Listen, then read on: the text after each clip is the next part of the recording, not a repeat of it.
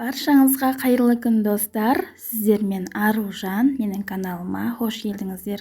Бүгін сіздермен осындай жұмсақ болып шығатын шоколадный пирогтың рецептісімен бөлісетін боламын. Сіздерге де қызықты болады деген ойдамын. Менімен бірге болыңыздар.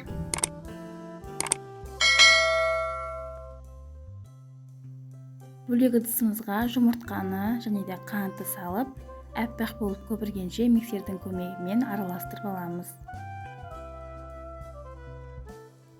Миксерді бірден үлкен жылдамдыққа қоймаймыз. Алдымен төменгі жылдамдыққа, содан соң 10 секунд өткен соң жоғарғы жылдамдықтарын қосып отырамыз.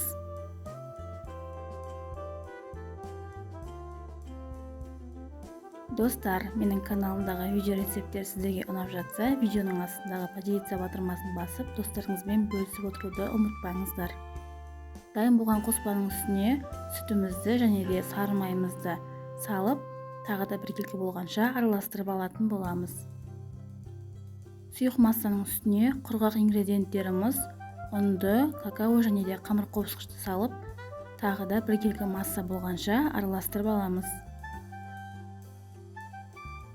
Ұнды тым көп қосып қоймаңыздар. Бізде сұйық масса шығуы керек.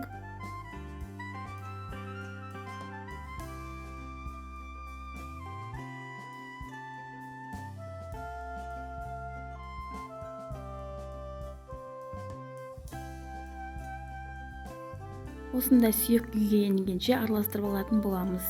22 диаметрлі формаға сұйықтығымызды құямыз. Және де осы уақытта пешімізді қыздырып бастаймыз.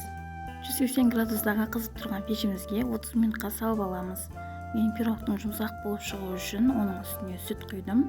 Сүтке қантты араластырып, ерігенше дайындап алдым. Шоколадты пирогымыз дайын болды. Осылайша ыстық күйінде формадан шығармай, сүтімізді құйып, бойына сіңгенше осы формада қалдыратын боламыз. Сіздерге де осы рецепт бойынша жасауға кеңес етемін. Өте жұмсақ әрі дәмді болып шығады. Видео ұнаған болса, лайк, комментарий қалдыруды ұмытпаңыздар. Видеоны соңына дейін көргендеріңіз үшін көп рахмет. Сіздермен болған Аружан.